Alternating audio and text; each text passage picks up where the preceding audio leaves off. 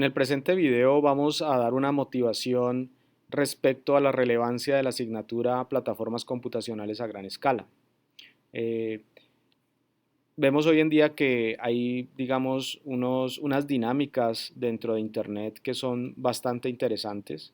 Por ejemplo, las redes sociales, los motores de búsqueda, que son, digamos, elementos que forman parte de nuestro día a día y que son muy importantes además en ese día a día.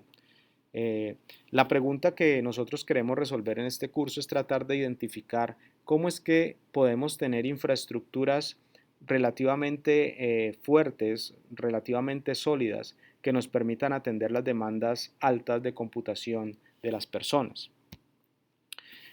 Voy a mostrarles un contexto muy particular en el cual podemos identificar la relevancia de tener una infraestructura sólida que soporte el mundo actual en el que vivimos. Un término es el de computación ubicua. Computación ubicua quiere decir computación en todos lados. Este término se acuña bastante en lo que tiene que ver con el Internet de las cosas. El Internet de las cosas está bastante asociado también con dispositivos pequeños de cómputo, sensores, etcétera. Esto que está aquí, Libelium Smart World, es un proyecto inglés que busca identificar las diferentes fuentes de información que van a permitir a las instituciones y a los gobiernos tomar decisiones en tiempo real.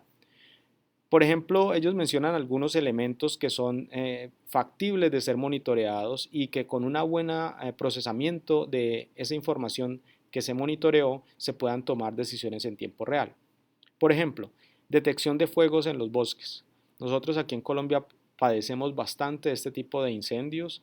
En Chile también pasa lo mismo. Hace unas cuantas semanas, al comienzo del 2017, observamos cómo grandes regiones de Chile fueron devoradas por el incendio y probablemente si hubiéramos tenido mecanismos para detectar este tipo de incendios se hubiera podido reaccionar de mejor manera. Sensores para medir la polución del aire, que son bastantes, digamos, utilizados en grandes ciudades como es en China, perdón, en grandes países como China y en Pekín particularmente, donde se logra identificar altos niveles de contaminación y los gobiernos pueden determinar que la gente no debe salir a trabajar porque es altamente peligroso. Existen diferentes también otros contextos en los cuales sería bueno, digamos, evidenciar qué es lo que está pasando, por ejemplo, en el manejo de desperdicios. Otro aspecto importante es, por ejemplo, los niveles de electromagnetismo, cómo está afectando eso al contexto donde están estas antenas, el manejo de la congestión de tráfico, cómo los sensores nos podrían dar la mano para identificar el volumen de tráfico en una región o en una zona de la ciudad y tratar de calibrar los semáforos para que fluya mejor el tráfico. Entonces, estos son algunos ejemplos de ambientes en los cuales se podrían tener sensores que nos van a permitir colectar información y luego procesar esta información para tomar decisiones. Existen dos importantes tendencias a partir de lo que les mostré en el slide anterior que nos dicen digamos que acaparan la atención de la gente del área de ciencias de la computación. ¿Cuáles creen ustedes que son esas dos tendencias?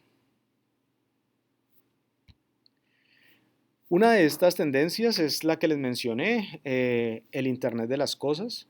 En esta gráfica nos está mostrando, por decir algo, digamos, cuál va a ser el crecimiento en el número de dispositivos que vamos a tener. Aquí hay una proyección al 2020 donde nos dicen que vamos a tener alrededor de 50 billones de dispositivos conectados a Internet. En el 2020 vamos a tener alrededor de esa cantidad de dispositivos. Eh, y esto es un crecimiento exponencial. Ya estamos creciendo muy rápidamente en la cantidad de dispositivos que nosotros tenemos.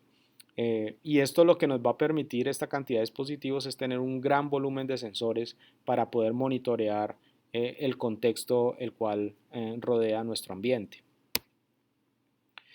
Eh, Uno se puede preguntar cómo podemos lograr direccionar toda esta cantidad de dispositivos y pues la respuesta es a través de este protocolo IPv6. Nosotros vamos a poder tener un soporte para una cantidad muy grande de dispositivos que digamos que con 50 billones pues no hemos alcanzado todavía nada de ocupar esa gran cantidad de direcciones IP que nos va a permitir dar o que nos va a dar IPv6.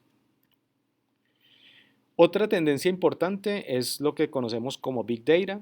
Big Data nace entonces como respuesta a tratar de procesar, manejar el gran volumen de datos que estamos generando día a día. Eh, por ejemplo, este que está aquí es bastante interesante, dice que hay más de 570 sitios nuevos que se crean cada minuto en el día. Este dato que está acá es bastante interesante, que nos dice que 100 horas de video son cargadas a YouTube cada minuto, es decir que no vamos a tener esta vida para poder ver todos los videos que constantemente se suben a internet. Y otro aspecto muy importante que nos dice que tener herramientas relacionadas a Big Data, Internet de las Cosas, manejo de infraestructuras computacionales es muy importante, es porque se ha identificado que para el 2015 hay 4.4 millones de trabajos globales para soportar lo que tiene que ver con Big Data, pero todavía tenemos un déficit muy grande de personas que está alrededor de 140.000 a 190.000 personas. Es decir, se crean los trabajos, pero no hay gente para poder atender esa demanda de los datos. Bien, aquí tenemos más información relacionada a lo que tiene que ver con Big Data. Por ejemplo, China será el país que va a generar la quinta parte de todos los datos para el 2020. Otro aspecto o otro dato curioso que me llama muchísimo la atención es que el 90% de los datos en el mundo de hoy han sido creados en los 2 últimos años. Lo que nos está diciendo es que nosotros constantemente estamos demandando cada vez más y más espacio para almacenar los datos, necesitamos más infraestructura para procesarlos, pero entonces también necesitamos gente capacitada en estas áreas para poder atender esas demandas.